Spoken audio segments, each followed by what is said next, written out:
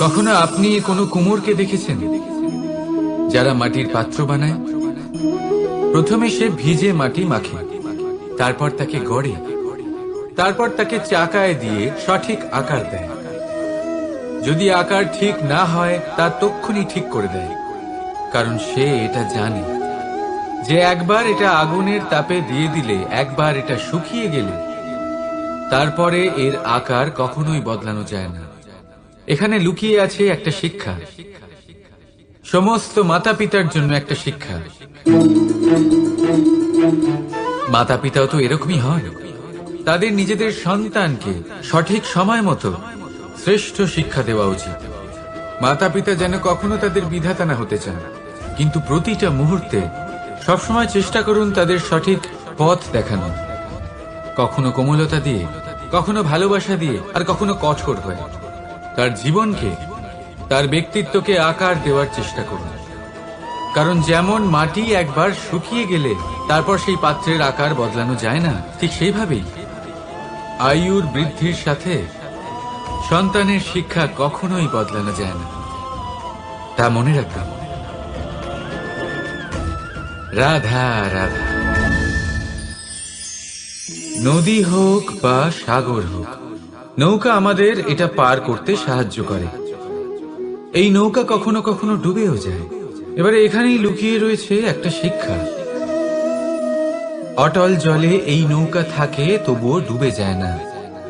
এটা তখন ডুবে যায় যখন সেই জল নৌকায় প্রবেশ করতে থাকে। যখন জলের স্তর আস্তে আস্তে নৌকায় বেড়ে যায়, তখন নৌকা ডুবে যায়।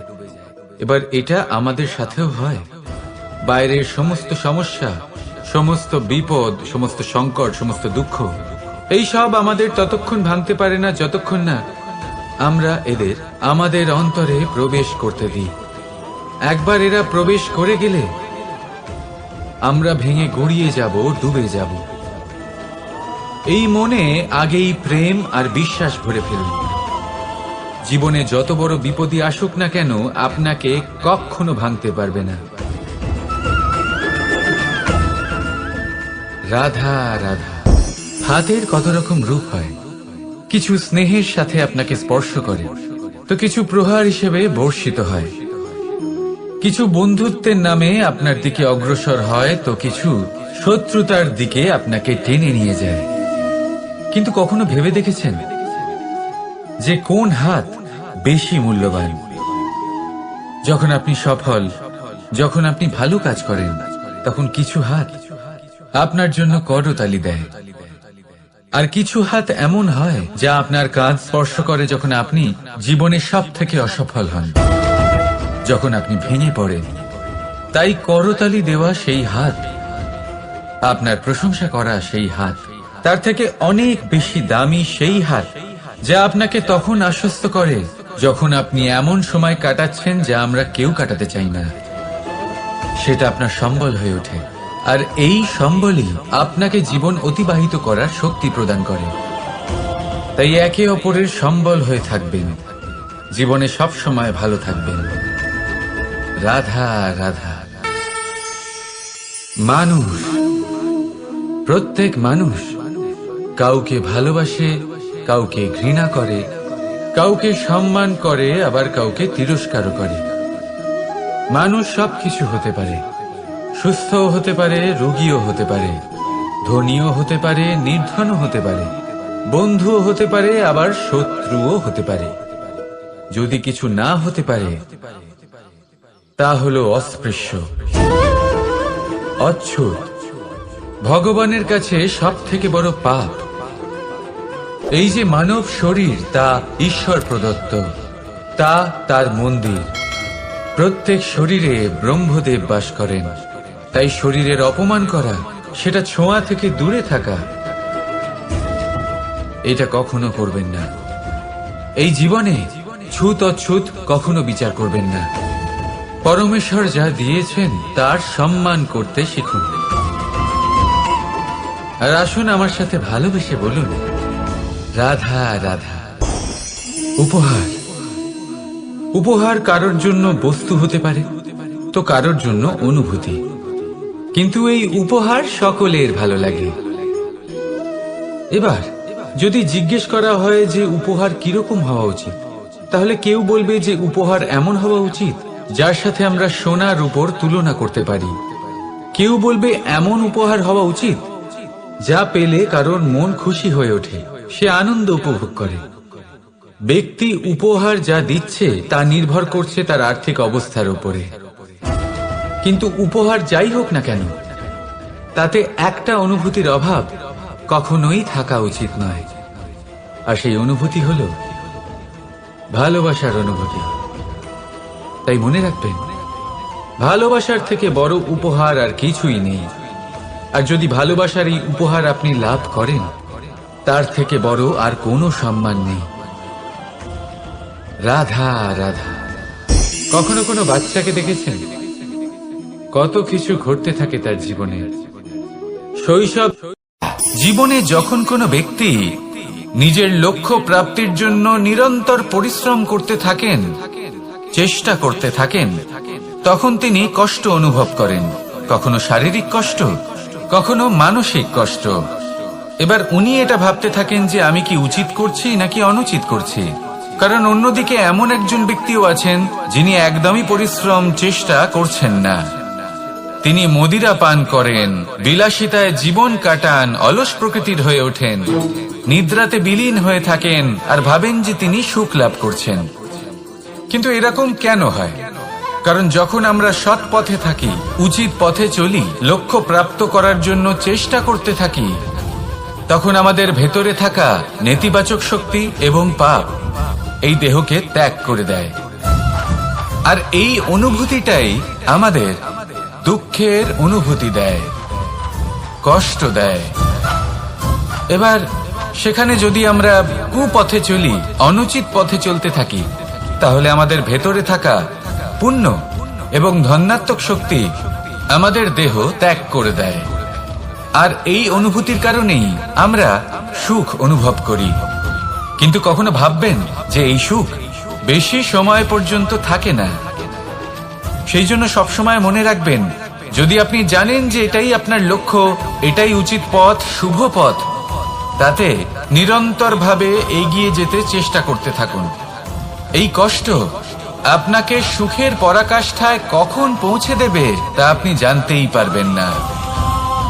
আসুন আমার সাথে ভালোবেসে বলুন, রাধা রাধা। প্রত্যেক মানুষ নিজের জীবনে হীরক তথা হীরে এবং দর্পণ এই দুই দেখেছেন। এই দুই হলো সাদা এবং এরা দুজনেই আলোর প্রতিফলন ঘটায় এবং এরা দুজনেই উজ্জ্বল হয়ে ওঠে। আপনি হয়তো মনে মনে ভাবছেন যে এটা কি ধরনের তুলনা করছি। একটা হীরে তো রত্ন, তার মূল্য দর্পণের থেকে অনেক গুণ বেশি। কিন্তু হীরে থাকাতে দর্পণের মূল্য কিন্তু কোনো অংশে কমে যায় না, তাই না? মানুষ যখন হীরে নিজের হাতে নেয় তখন সবার আগে কি খোঁজে? দর্পণ, যাতে তার মধ্যে দিয়ে দেখে সে বুঝতে পারে যে সেই হীরে আদৌ তার শোভাবর্ধন করছে কিনা, তাকে ভালো দেখাচ্ছে কিনা, প্রসাধনের জন্য সেটা ব্যবহার করা ঠিক হবে কিনা। অর্থাৎ হীরের উপস্থিতিতে দর্পণের গুরুত্ব কম হলো না, দর্পণের কারণে হীরের মূল্য বোঝা গেল। আমাদের জীবনেও ঠিক এরকমই ঘটে। আপনারা যদি সংসারে নিজের আশেপাশে দেখেন, এমন অনেক মানুষ দেখতে পাবেন যারা নিজেদের ক্ষেত্রে মহান স্থানে পৌঁছেছেন, নিপুণ এবং শ্রেষ্ঠ হয়েছেন। আর তাদের মধ্যে আপনার নিজের মনে হয় যেন আপনি হলেন দর্পণ। নিজেকে ছোট মনে করবেন না। আপনার মূল্য কম হচ্ছে না, আপনার নিজস্ব মূল্য আছে। আর যদি আপনার অস্তিত্ব না থাকে তাহলে ওনাদের অস্তিত্বের মূল্য সংসার বুঝতেই পারবে না। জীবনে সবসময় চেষ্টা করবেন যাতে আপনি আরো বেশি শ্রেষ্ঠ হয়ে উঠতে পারেন। আপনি নিজে যে স্থানে আছেন সেটাকে ছোট মনে করবেন না, তারও নিজস্ব একটা মূল্য আছে। যদি আপনি হীরে হয়ে থাকেন তাহলে অহংকার করবেন না, যদি আপনি দর্পণ হয়ে থাকেন তাহলে নিজেকে ছোট মনে করবেন না। আসুন আর আমার সাথে ভালোবেসে বলুন, রাধা রাধা। মানুষ জন্মগ্রহণ করে, তার সাথে ভয়েরও জন্ম হয়। ছোটবেলা থেকেই আমাদের মনে কোনো না কোনো প্রকারের ভয় থেকেই যায়। কেউ এই বিষয়ে ভয় পায় যে তার কোনো বস্তু তার থেকে দূরে চলে যাবে, কেউ এই বিষয়ে ভয় পায় যে আমি নিজেকে হারিয়ে ফেলব। কেউ এই ভেবে ভয় পায় যে আমার প্রিয়জনেরা তারা যেন আমার থেকে দূরে না চলে যায়। কেউ এই ভেবে ভয় পায় যে আমরা যেন পথ না হারিয়ে ফেলি, আদি ইত্যাদি। কিন্তু সত্যি কথা বলতে ভেবে দেখুন, এই ভয় বাস্তবে কি? শুধুই একটা মনস্থিতি, আর কিছুই নয়। যা কিছু আপনি জীবনে পেয়েছেন তা একদিন আপনাকে হারাতে হবে। এই জীবন হলো আপনারই, কিন্তু তাও একদিন সমাপ্ত হবে। তাই ভয় পেয়ে কি লাভ? এই ভয় শুধু আপনাকে জীবন যাপন করা থেকে বাধা দিচ্ছে, আর কিচ্ছু নয়। পথ হারিয়ে ফেললেই বুঝতে পারবেন যে নতুন পথ কিভাবে বানাতে হয়। কিছু মানুষকে জীবন থেকে হারালে তবেই আপনি বুঝবেন যে আপনার আপনজনকে। এই ভয়ের কারণে ভীত হয়ে থাকবেন না। এই তারা নক্ষত্র অন্ধকারের অভাবে গুরুত্ব হারায়। শিবকেও মহাদেব হওয়ার জন্য বিষপান করতে হয়েছিল। প্রত্যেক পরিস্থিতি, প্রত্যেক সাফল্য আপনার পরীক্ষা নেবে। তাতে উত্তীর্ণ হওয়া হলো আপনার কর্ম। যখনই আপনি ভয় পাবেন বা সংকটের সম্মুখীন হবেন, তখন সাহসের সাথে তার সম্মুখীন হন। মনে রাখবেন, যে সম্মুখীন হতে জানে সাফল্য তার সাথে সবসময় থাকে। আসুন আর আমার সাথে ভালোবেসে বলুন, রাধা রাধা। এই সংসারে সব থেকে বেশি কোমল বস্তু হলো রেশম। এই রেশম এতটাই কোমল হয় যে এর পুরো একটা থান শুধুমাত্র একটা হাতে ধরা সম্ভব। কখনো ভেবে দেখেছেন এই রেশম কিভাবে হয়? একটি কীট তার লালার দ্বারা উৎপন্ন হয়। এই কীট সেই রেশমকে পাক দিতে থাকে, পাক দিতেই থাকে, আর আস্তে আস্তে তার মধ্যেই জড়িয়ে পড়ে।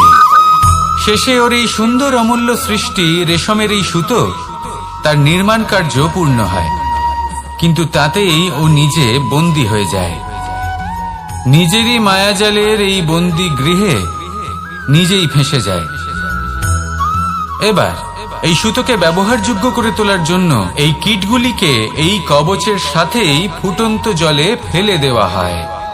এই সংসারে যদি আমাদের স্বপ্ন এই সংসারের দুঃখ হরণ করার জন্য, এই সংসারে সুখ বিতরণ করার জন্য হয়, তবেই আমাদের প্রগতি সম্ভব।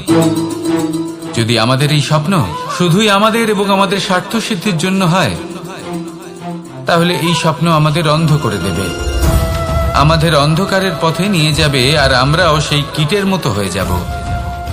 নিজেদেরই মায়াজালে আমরা নিজেই ফেঁসে যাব। আর শেষে আমরা যদি কিছু লাভ করি, তা হবে একাকিত্ব, অন্ধকারময় মৃত্যু। তাই স্বপ্ন অবশ্যই দেখুন, কিন্তু এমন ভাবে স্বপ্ন দেখবেন না যে তার এই বন্দিগৃহে আপনি নিজেই ফেঁসে গেলেন।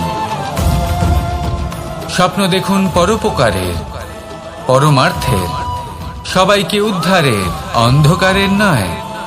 তবেই কল্যাণ হবে, আর তবেই হৃদয় প্রসন্ন হয়ে বলবে, রাধা রাধা। মানুষ যখন এই সংসারে প্রবেশ করে, অর্থাৎ জন্মগ্রহণ করে, তখন নিশ্চিন্তে থাকে, আনন্দে থাকে। কিন্তু যেই মাত্র তার মধ্যে বোধশক্তি আসে, তখন সে চিন্তা করতে শুরু করে। চিন্তা ভবিষ্যতের, সেই সমস্ত বিষয় নিয়ে চিন্তা করে যা ওর হাতে নেই।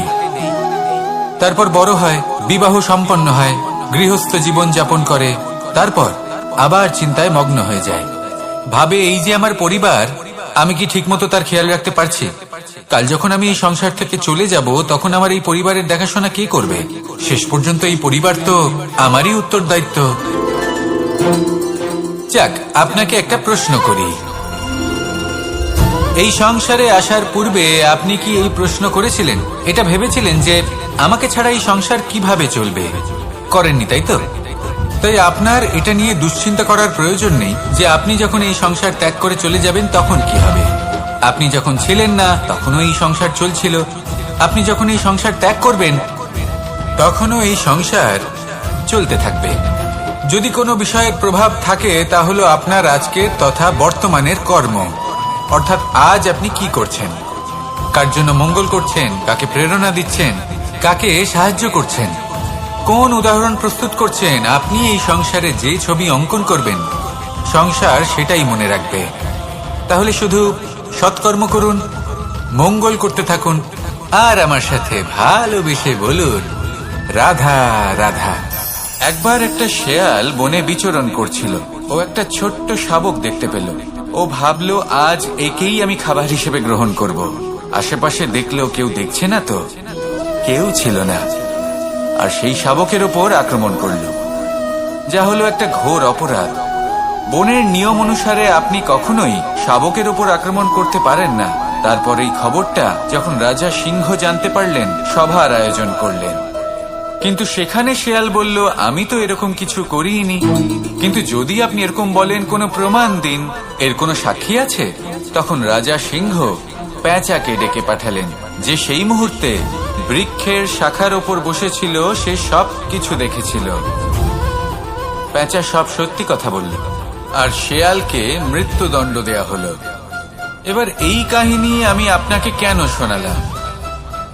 কারণ মানুষও কখনো কখনো এরকম কর্ম করেন যা শিয়াল করেছে। এটা ভাবেন কেউ দেখছে না, যখন আমি অনুচিত কর্ম করতেই পারি। কিন্তু না, আপনি যাই করুন না কেন, কেউ না কেউ অবশ্যই তা দেখছে। কোনো ব্যক্তি না হলেও কোনো প্রাণী, না হলে কোনো যক্ষ বা দেব বা প্রেত।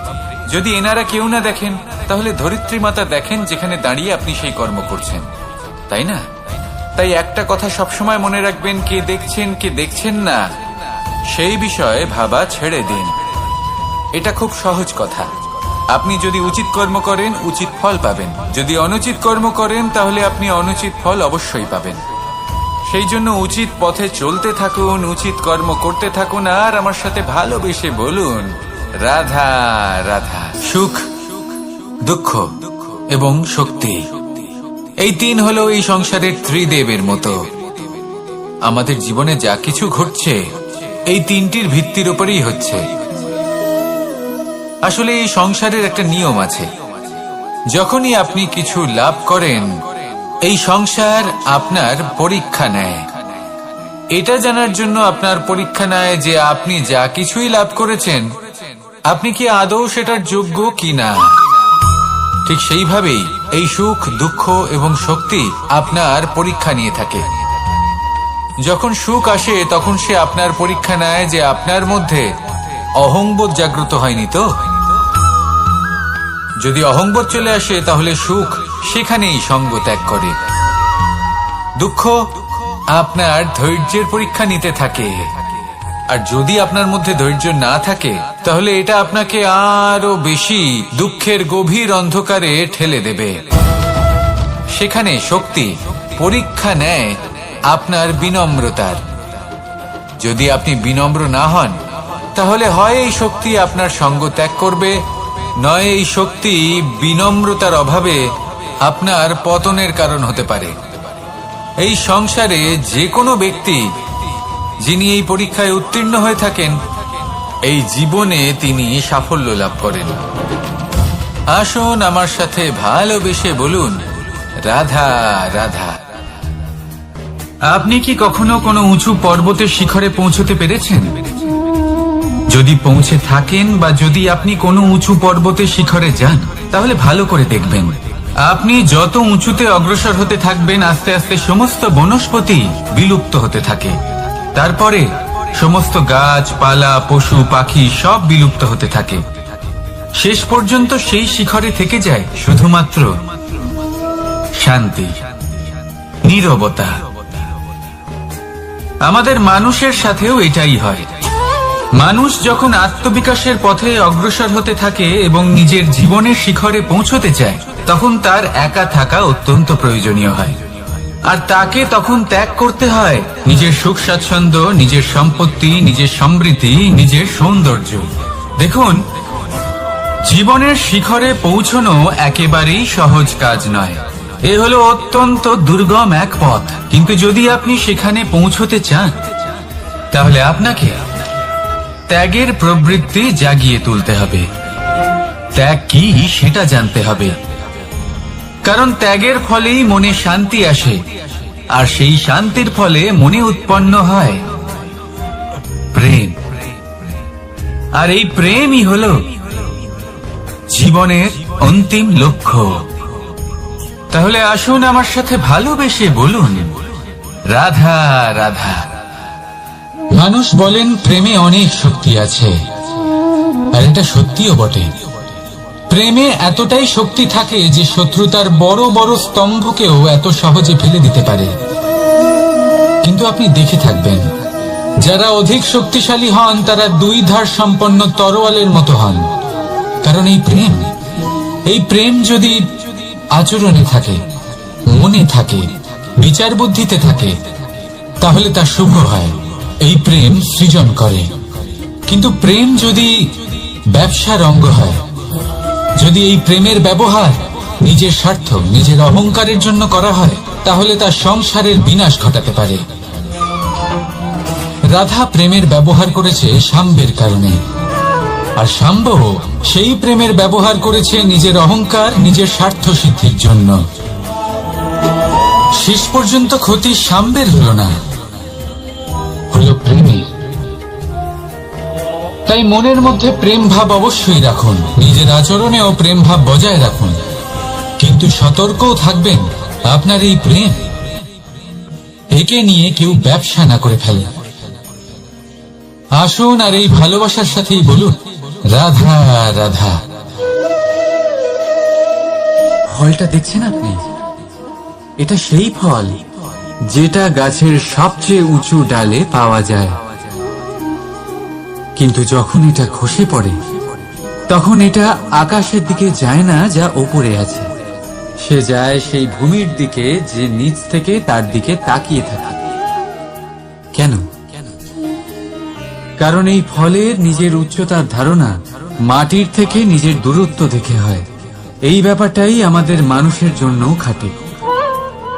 যদি আপনি সম্পন্ন হন, তাহলে তাদের সাহায্য অবশ্যই করবেন যাদের সামর্থ্য আপনার থেকে কম, যাদের সাহায্যের অত্যন্ত প্রয়োজন। আপনার সামর্থ্য বেশি কারণ তাদের আপনার থেকে সামর্থ্য কম।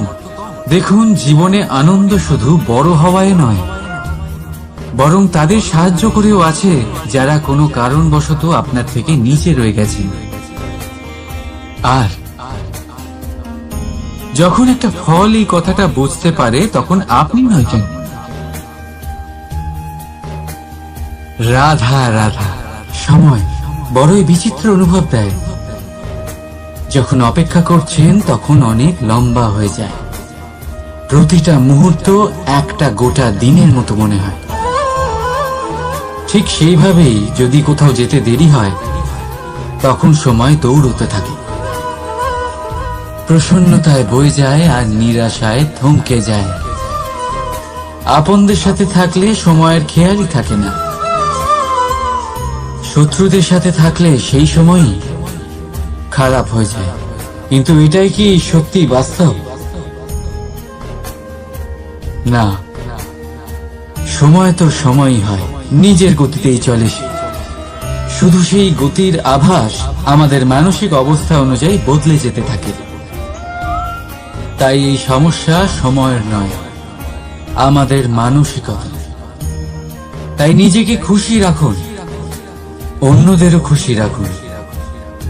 আগের সমস্ত ঘটনা ভুলে যান আর একটা উজ্জ্বল ভবিষ্যতের দিকে অগ্রসর হন।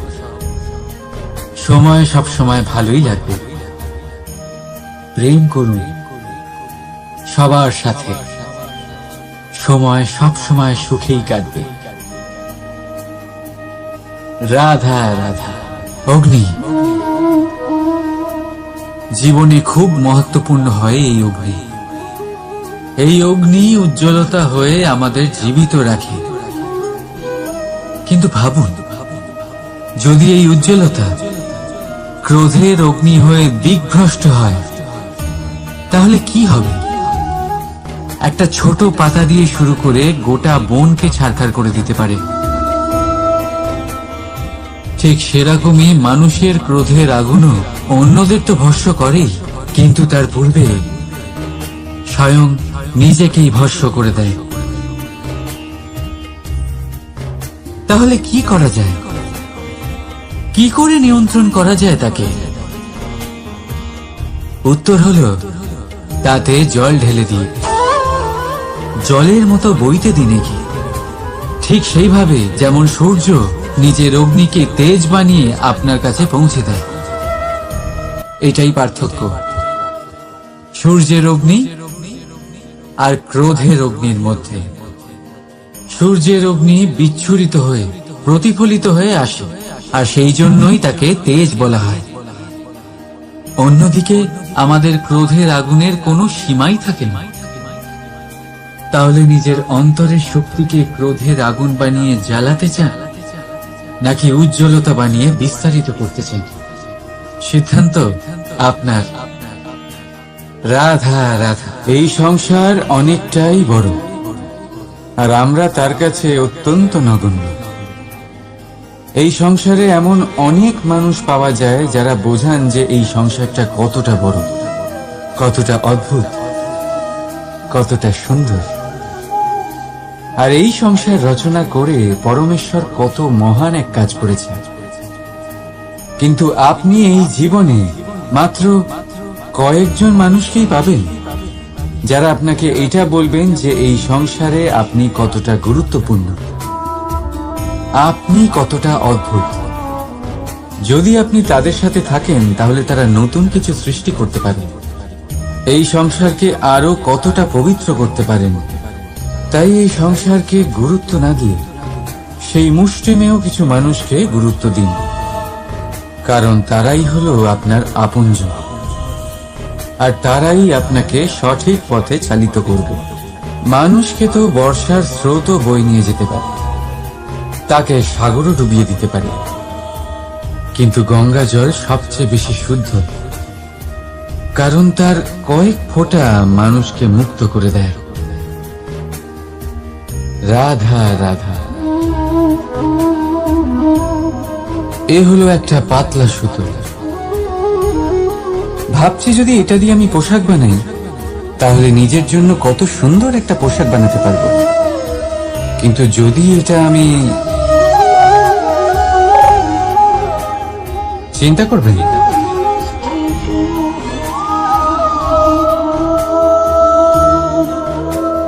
দেখুন এই সুতো জোড়া লেগে গেল। শুধু পার্থক্য হচ্ছে এটাই যে আগের মতো এটা আর সরল নেই, আর এটার দৈর্ঘ্য আগের থেকে কিছুটা কমে গেছে। এই সংসারে প্রেমের সাথেও ঠিক এটাই হতে পারে। প্রেমের এই সুতো যা দুই মানুষকে একসাথে বেঁধে রাখে। অহংকার আর স্বার্থের আঘাত সে সহ্য করতে পারে না, ছিঁড়ে যায়। চেষ্টা করলে আবার এই সম্পর্ক হয়তো জোড়া লাগতে পারে, কিন্তু তা আগের মতো কখনোই থাকে না, কারণ মনে গিট পড়ে যায়। সেই জন্য প্রেমকে স্নেহের সাথে সামলে রাখুন, অহংকার আর স্বার্থের থেকে দূরে থাকুন। রাধা রাধা। আগুন কি করে? জ্বালায়।